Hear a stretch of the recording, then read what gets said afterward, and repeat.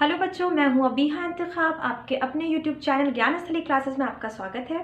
तो जैसा कि आप लोग जानते हैं कि हम UGC net paper first unit की पूरी सीरीज चला रहे हैं। तो आज हम पढ़ने वाले हैं शिक्षण का सामान्य सिद्धांत। मैं पहले ही बहुत से टॉपिक इस यूनिट के पढ़ा चुकी हूँ। शिक्षण के सूत्र मैंने अभी पढ़ाए हैं आपको।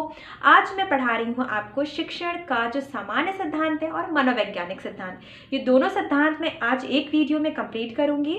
तो चलिए स्टार्ट करते हैं आज का लेक्चर और एक एक पॉइंट को काफ़ी अच्छे से समझते और जानते हैं। चलिए स्टार्ट करते हैं और जानते हैं शिक्षण का सामान्य सिद्धांत। मैं एक एक पॉइंट एकदम क्लियर करती हुई चलूंगी। पहला पॉइंट है प्रेरणा का सिद्धांत। ठीक है, देखिए ये बहुत इंपॉर्टेंट और बहुत ज़रूरी है कि टीचर जो हो वो अपने बच्चों के लिए एक प्रेरणा यानी कि रोल मॉडल हो। बच्चे जब टीचर को देखें तो उससे हमेशा कुछ ना कुछ सीखने की कोशिश करते रहें। तो टीचर को ऐसा रहना चाहिए जैसे वो एक प्रेरणा है अपने बच्चों के लिए, और बच्चों को उसको हमेशा मोटिवेट करते रहना चाहिए। टीचर्स को हमेशा चाहिए कि वो बच्चों को हमेशा आगे बढ़ाने की कोशिश करें। देखिए मैं अक्सर कहती हूँ कि बच्चे हमेशा बुरे नहीं होते, कभी कभी टीचर्स को बच्चों को समझना पड़ता है। इसलिए यहाँ पे जो सिद्धांत की जो पहली पॉइंट है आपकी प्रेरणा का सिद्धांत जो है उसमें ये सिखाया जाता है कि टीचर को किसी भी हाल में बच्चों के आत्मविश्वास को नीचे नहीं गिराना चाहिए, उन्हें हमेशा जिंदगी में आगे बढ़ते रहने की सीख देनी चाहिए। तो ये प्रेरणा का सिद्धांत होता है। फिर हम बात करते हैं गतिविधि का सिद्धांत। टीचर को हमेशा एक्टिव रहना चाहिए। ठीक है, शिक्षण के सिद्धांत की हम बात करते हैं तो गतिविधि का सिद्धांत टीचर को हमेशा एक्टिव रहना चाहिए और साथ ही साथ उसे अपने स्टूडेंट्स को भी एक्टिव और अपडेटेड, जिसे कह सकते हैं इस ज़माने में, अपडेटेड रखना चाहिए और उससे भी एक्टिव होना चाहिए टीचर को। जैसे कि मैं देखती हूँ कि अगर क्लास में एक टीचर चुपचाप बस आता है, रीडिंग करवाता है और चला जाता है तो बच्चों का दिमाग नहीं लगता पढ़ाई में। वहीं दूसरा टीचर आता है, किताबों को लेता है अपने हाथ में, क्लास में टहल टहल के पढ़ाता है, आपके ब्लैक बोर्ड पे वो कुछ डिज़ाइन या कुछ भी बना के उसी टॉपिक से रिलेटेड कुछ चीज़ें बताता है, कुछ मज़ेदार चीज़ें बताता है। तो इससे बच्चों का लगाव बढ़ता जाता है और वो नया नया सीखने की कोशिश करते हैं। ठीक है, फिर आगे हम बात करते हैं रुचि का सिद्धांत। टीचर को ये ध्यान में रखना चाहिए कि वो जो विषय पढ़ा रहा है उसमें बच्चों की रुचि बढ़े, वो बच्चे इस विषय को पढ़ने के लिए आतुर हों, जैसे कि मतलब उस विषय को वो पढ़ना चाहते हों, उस विषय में उनकी रुचि बढ़े। तो टीचर को चाहिए कि वो कैसे पढ़ा रहा है अपने उस टॉपिक को, अपने उस विषय को, और साथ ही साथ उसे बच्चों की रुचियों का भी काफ़ी ख्याल रखना चाहिए। ठीक है, आगे बात करते हैं जीवन के साथ जुड़ने का सिद्धांत जो है।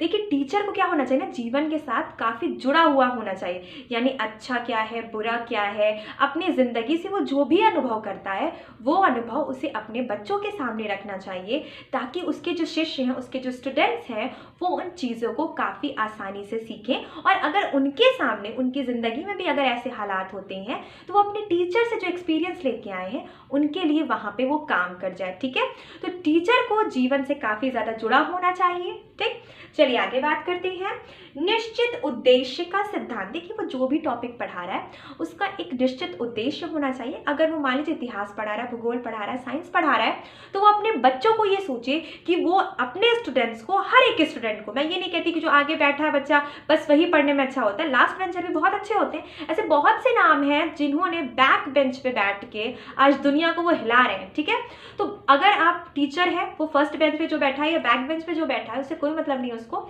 यहाँ पे हम देखते हैं कि यहाँ पे में जो इंपॉर्टेंट पॉइंट है निश्चित उद्देश्य का सिद्धांत। यहाँ पे सबसे इंपॉर्टेंट चीज़ है कि उस टॉपिक के बारे में उसे निश्चित चीज़ें बतानी होनी चाहिए। और सबसे इंपॉर्टेंट वो ये तय करे, टीचर ये तय करे कि जो टॉपिक को अपने बच्चों को पढ़ा रहा है, जो सब्जेक्ट पढ़ा रहा है, वो तय करके रखे, निश्चित उद्देश्य रखे कि इन्हीं विषयों से बच्चे आगे बढ़ेंगे। उसका टॉपिक इतना अच्छा होना चाहिए, सब्जेक्ट इतने कमाल का वो पढ़ाता हो कि बच्चे क्या बनने, अगर वो इतिहास पढ़ा रहा है तो बच्चे इतिहासकार बनना चाहें, अगर वो भूगोल पढ़ा रहा है तो बच्चे भूगोलवेत्ता बनना चाहें, अगर वो साइंस पढ़ा रहा है तो बच्चे साइंटिस्ट बनना चाहें। तो एक निश्चित उद्देश्य के तहत वो पढ़ा रहा है और वो भी चाहता है कि बच्चे भी इस फील्ड में आए, तो ही एक निश्चित उद्देश्य है। ठीक है, आगे बात करते हैं व्यक्तिगत मतभेदों का सिद्धांत। देखिए, हर बच्चे की बुद्धि, हर बच्चे का याद करने का तरीका एक जैसा नहीं होता। कोई बच्चा बहुत अच्छा होता है पढ़ने में, किसी को फट से एक बार देख के याद हो जाता है, कुछ बच्चों को बहुत बार याद करवाना पड़ता है, समझाना पड़ता है। तो सबकी बुद्धि अलग अलग होती है ना, सबके ज्ञान का क्षेत्र अलग अलग होता है। कुछ बच्चे बचपन से टॉपर होते हैं, कुछ को सिखाना पड़ता है। तो ये चीज़ें टीचर को पता होनी चाहिए। उसे जो व्यक्तिगत मतभेद हैं उनके बारे में पता होना चाहिए। उसको हर एक बच्चे की वीकनेस, वो क्यों किस चीज़ में वो स्ट्रांग है, किस चीज़ में वीक है, ये सब कुछ एक टीचर को पता होना चाहिए। जिस हमारे सिद्धांत में हम पढ़ रहे हैं कि यहाँ पे हम जो व्यक्तिगत मतभेद है कि कोई बच्चा पढ़ने में बहुत अच्छा है, कोई बच्चा पढ़ने में बहुत कमज़ोर है, ये सब चीज़ें, ये सारी क्वालिटी टीचर को पता होनी चाहिए। तभी तो वो जो बच्चा कमज़ोर है उसको वो एक्स्ट्रा टाइम देगा, उसको अच्छे से समझाएगा, तभी तो वो बच्चा उन तेज बच्चों के बराबर आ पाएगा। ठीक है, आगे बात करते हैं चयन का सिद्धांत। ठीक, देखिए चयन के सिद्धांत में हम क्या देखते हैं कि आजकल ज्ञान के क्षेत्र में रोज वृद्धि हो रही है, तो टीचर को कुछ ऐसी सामग्री चयन करनी चाहिए, कुछ ऐसे विचार चयन करने चाहिए जिससे बच्चों का ध्यान उसके विषय की तरफ बढ़ता जाए।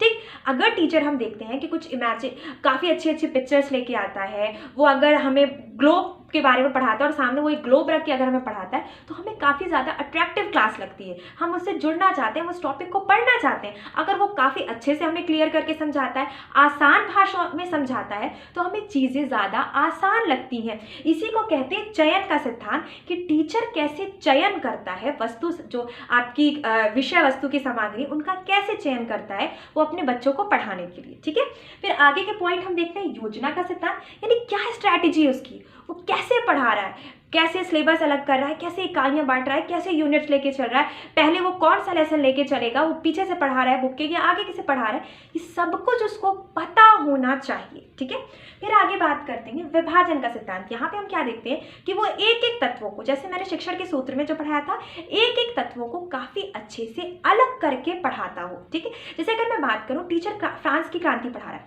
फ्रांस की क्रांति में उसको सबसे पहले पढ़ाना चाहिए कि फ्रांस में क्रांति से पहले क्या हुआ, क्यों फ्रांस की क्रांति आई। सीधे क्रांति में नहीं आना चाहिए, उसको पहले पढ़ाना चाहिए कि क्यों फ्रांस में क्रांति स्टार्ट हुई, फिर उसको क्रांति पढ़ाना चाहिए, फिर क्रांति के परिणाम, कि क्रांति के बाद क्या हुआ, और क्रांति के बाद यानी कि वर्तमान में फ्रांस की क्या स्थिति है, क्रांति से क्या असर पड़ा। तो ये सारे के सारे टॉपिक उसको अलग अलग पढ़ाने चाहिए। अगर वो एक साथ पढ़ा देगा तो बच्चों को चीज़ें समझ में नहीं आएंगी। ठीक है, फिर आगे बात करते हैं हम संशोधन का सिद्धांत। देखिए, टीचर को काफ़ी ज़्यादा, जैसे आप कह सकते हैं ना, ऐसी समझ का होना चाहिए, ऐसी बुद्धि का होना चाहिए कि वो करेक्शन भी करता चले अपनी हर चीज़ को। अगर वो चीज़ें गलत हो रही हैं, उसकी थ्योरी अगर पुरानी हो चुकी है, उसके पढ़ाने का तरीका कुछ पुराना हो चुका है, तो उसमें कुछ वो नई चीज़ें डाली, करेक्शन करता रहे, यानी अपने आप को हमेशा बदलता रहे, करेक्ट करता रहे। ठीक है, तो ये चीज़ हो जाती है। फिर हम देखते हैं सर्जन और पुनः सर्जन का सिद्धांत। इससे सीधा सा मतलब है क्रिएटिविटी। ठीक, टीचर को अपने क्लास में एकदम ऐसे नहीं कि बस चुपचाप आए और पढ़ा के चले जाए, कुछ हंसी मजाक, कुछ ऐसी बातें भी करना चाहिए जिससे बच्चों का दिल लगे, जिससे बच्चे टीचर से कम खुल के बात कर सके। टीचर एकदम सीरियस नहीं होना चाहिए कि बस आए, अपने लेक्चर सुनाए और बस चला गया, ऐसा नहीं होना चाहिए। उसको अपने जो बच्चों के पास प्रॉब्लम है उसको भी सुनना चाहिए, अपनी चीज़ें बच्चों के सामने रखनी चाहिए। उसको क्लास में थोड़ा हंसी मजाक वाला माहौल या रचनात्मक माहौल, जिसमें बच्चे कुछ क्रिएट कर सके, ऐसा माहौल भी रखना चाहिए। ठीक है, फिर लास्ट में हम देखते हैं लोकतांत्रिक व्यवहार का सिद्धांत। बच्चों के बारे में वो कैसा एक लोकतंत्र वाला माहौल हो, जहाँ पे टीचर भी बोल सके और बच्चे भी बोल सकें। ऐसा नहीं है कि एक तंत्र शासन व्यवस्था हो कि बस टीचर आए, टीचर ने कह दिया कि मैं सही हूँ, और जैसे कि मैंने बताया कि लाल किला कहाँ है, लाल किला दिल्ली में नहीं, टीचर ने कहा आगरा में है, लेकिन बच्चे कुछ बोल नहीं सकते क्योंकि एक तंत्र शासन है। लेकिन लोकतंत्र शासन होना चाहिए, बच्चे बोले कि नहीं सर आप गलत है, मैम आप गलत है, लाल किला दिल्ली में है, आगरा में नहीं है। यानी कि बच्चे जहाँ पे क्वेश्चन कर सकें, बच्चे जहाँ पे डरे नहीं, सही क्वेश्चन कर सके, कुछ और नहीं कि इतना ज़्यादा ना हो कि वो हद से ज़्यादा, जैसे आप कह सकते हैं लोचशील वाला हो, एकदम मित्र दोस्त बन गए, टीचर कुछ कह रहा है तो भी बच्चे सीरियस नहीं ले रहे, ऐसी स्थिति भी ना हो। लोकतंत्र हो जहाँ पे बच्चे और टीचर दोनों ही एक दूसरे से बात कर सकें। ठीक है, तो ये मैंने आपको पढ़ा दिया किसका सिद्धांत, शिक्षण का सामान्य सिद्धांत। आगे मैं पढ़ाती हूँ आपको मनोविज्ञान का सिद्धांत, शिक्षण का मनोविज्ञान का सिद्धांत। अब हम देखते हैं शिक्षण का मनोविज्ञान का सिद्धांत। अभी हमने देखा था शिक्षण का सामान्य सिद्धांत। अब मनोविज्ञान के सिद्धांत पे कुछ पॉइंट्स वैसे ही हैं, लेकिन कुछ नए पॉइंट्स यहाँ पे जुड़े हैं, उन सब पे बात करते हैं। 8 सिद्धांत है यहाँ पे। प्रेरणा और रुचि का सिद्धांत, तो देखिए यहाँ पे भी वही चीज़ें बताई गई हैं मनोविज्ञान के सिद्धांत में। जो टीचर का मनोविज्ञान का, शिक्षण का मनोविज्ञान का सिद्धांत है, सिखाने के तरीके का जो मनोविज्ञान का सिद्धांत है कि टीचर कैसे पढ़ाता है बच्चों को, तो उसको सबसे इंपॉर्टेंट चीज़ प्रेरणा और रुचि, यानी कि अपने बच्चों में प्रेरणा और रुचि बनाए रखना चाहिए, तभी वो बच्चों को नई नई चीज़ें सिखा सकता है। ठीक है, फिर आगे बात करते हैं मनोरंजन का सिद्धांत। देखिए सबसे इंपॉर्टेंट चीज़ क्या है कि बच्चे कभी कभी ऐसा होता है ना कि पढ़ते पढ़ते थक जाते हैं, उनका दिमाग थोड़ा आराम चाहता है, थोड़ा मनोरंजन चाहता है, इंटरटेनमेंट चाहता है। तो टीचर को ये बात भी ध्यान में रखनी चाहिए कि उसे अपने बच्चों को थोड़ा ज़्यादा, जैसे कि हंसी मजाक या कुछ ऐसी चीज़ें बताना जिससे बच्चों का जितना ज़्यादा प्रेशर है वो थोड़ा कम हो जाए, तो इसे कहते हैं मनोरंजन का सिद्धांत। आगे हम देखते हैं पुनरावृत्ति या अभ्यास का सिद्धांत। देखिए छोटे बच्चों पे ज़्यादा होता है, जैसे आप कह सकते हैं कि छोटे बच्चों के लिए सबसे ज़्यादा इंपॉर्टेंट है कि जितना ज़्यादा बच्चे अभ्यास करेंगे, बड़ों के लिए भी है, जितना ज़्यादा उन चीज़ों को रिपीट करेंगे, अभ्यास करते जाएंगे, वो उतने ज़्यादा, जैसे आप कह सकते हैं कि उस चीज़ में मास्टर होते जाएंगे। ठीक है, तो टीचर को सब ध्यान में रखना चाहिए। रचनात्मक और आत्म अभिव्यक्ति को प्रोत्साहित करने का सिद्धांत, सीधी सी बात है, ये सिद्धांत कोई नई भाषा या जब गणित वगैरह सिखाई जाती है, मैथ्स पढ़ाई जाती है, तो वहाँ पे देखने को मिलता है रचनात्मक और आत्म अभिव्यक्ति को प्रोत्साहित करने का सिद्धांत। मतलब टीचर कुछ ऐसी ट्रिक क्रिएट करे जिससे बच्चों को काफ़ी मज़ा आए उस नई चीज़ को सीखने में, यानी कि टीचर क्या हो जाए, रचनात्मक, कुछ नया रचना करे, कुछ क्रिएट करे जिससे बच्चे सीख सकें। ये मनोविज्ञान के सिद्धांत मैं पढ़ा रही हूँ आपको। सहानुभूति का सिद्धांत या सहयोग का सिद्धांत। देखिए कोई बच्चा अगर कमज़ोर है तो टीचर को उससे बात करनी चाहिए, उसका सहयोग करना चाहिए, उसको सहानुभूति जिसे हम कह सकते हैं देनी चाहिए कि नहीं बेटा तुम ये कर सकते हो, लाइफ में तुम ही कर सकते हो, तुम थोड़ी मेहनत करो, तुम इससे बेहतरीन या बेस्ट कर सकते हो। तो ये सिद्धांत मनोविज्ञान के सिद्धांत में आता है, सहानुभूति या सहयोग का सिद्धांत। प्रबलन का सिद्धांत, देखिए जब बच्चा कुछ बहुत अच्छा करता है तो टीचर को उसको प्रबलन यानी कि आगे की तरफ प्रोत्साहित करना चाहिए। तो इसके लिए क्या करना चाहिए, उसे पुरस्कार देना चाहिए, शाबाशी देनी चाहिए। तो इसी को कहते हैं प्रबलन का सिद्धांत, जिससे बच्चा क्या होता है, बहुत ज़्यादा प्रोत्साहित होता है कि चलो मैंने अच्छा किया, दूसरों से अच्छा किया, तो मुझे ये पुरस्कार मिला, तो मैं आगे और अच्छा करूँगा। इससे जो बच्चे अच्छा नहीं करते उनमें भी एक जज्बा या जोश पैदा होता है कि नहीं मुझे भी अच्छा करना है ताकि मैं इसी की तरफ पुरस्कार हासिल कर सकूँ। ठीक है, फिर आगे हम देखते हैं इंद्रियों को प्रशिक्षण प्रदान करने का सिद्धांत। देखिए यहाँ पे हमें क्या देखने को मिलता है कि बच्चों को सिर्फ रिटन नहीं, ऐसा नहीं कि आप सिर्फ बच्चों को लिखवा रहे हैं, नोट्स लिखवाए जा रहे हैं, कुछ ऐसा सिखाओ ना कि उनकी सारी इंद्रियां एक्टिव हो जाएं, आँख नाक कान सब उनके एक्टिव हो। यानी कि आप कुछ ऐसी चीज़ें सिर्फ और सिर्फ राइटिंग ही नहीं, यानी कि सिर्फ लिखने वाली चीज़ें नहीं, कुछ फील्ड में आके आप उनको सिखाओ जहाँ पे जैसे हम कह सकते हैं वो ज़्यादा एक्टिव हो, उनकी सारी की सारी इंद्रियां ट्रेनिंग में लग जाए। वो ये वाला सिद्धांत होता है आपको मनोविज्ञान में। अब आगे देखते हैं उपचारात्मक शिक्षण का सिद्धांत। ये वेरी इंपॉर्टेंट सिद्धांत है और मुझे लगता है कि आज के दौर में टीचर इस सिद्धांत को भूलते जा रहे हैं। देखिए टीचर भी क्या होता है, एक इंसान होता है और गलती इंसान से ही होती है। तो कभी अगर टीचर से कोई गलतियां हो जाए, त्रुटियां हो जाए, तो उसे अपने ऊपर थोड़ा काम करना चाहिए, उन त्रुटियों उन गलतियों को सुधारना चाहिए। यही सिद्धांत आपका कहलाता है उपचारात्मक सिद्धांत। और आजकल बहुत से टीचर्स इसको करते नहीं है, वो अपने आप को ही सही मानते हैं, बच्चों को ही गलत मानते हैं। स्कूल वगैरह में तो बहुत ज़्यादा होता है जहाँ पे बच्चों का आत्मविश्वास काफ़ी गिरा दिया जाता है। ठीक है, तो मैं ऐसा नहीं कहती कि सारे टीचर्स ऐसे होते हैं, कुछ टीचर्स ऐसे होते हैं। मैं भी स्कूल कॉलेज की लाइफ मैंने भी देखी है, तो मुझे भी बहुत से ऐसे टीचर्स मिले।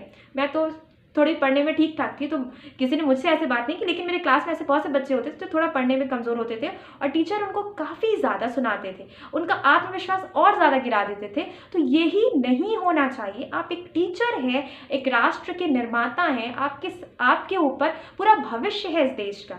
तो इसलिए टीचर को अपने बच्चों के अंदर हमेशा प्रेरणा, रुचि, सहानुभूति, सहयोग, यहाँ मैंने जितने भी पॉइंट्स पढ़ाए सबके सब देने चाहिए, अपना 100% उसे टीचिंग में देना चाहिए। ठीक, क्योंकि टीचिंग सिर्फ एक प्रोफेशन नहीं है बल्कि एक जिम्मेदारी है जिसे आप कह सकते हैं। तो आज का वीडियो बस इतना ही। मुझे उम्मीद है कि आपको सामान्य सिद्धांत जो मैंने आज पढ़ाए शिक्षण का और मनोवैज्ञानिक सिद्धांत, ये दोनों का दोनों काफ़ी अच्छे से तैयार हो गया होगा। कमेंट ज़रूर करिएगा, वीडियो लाइक कीजिएगा और शेयर कीजिएगा। Thank you.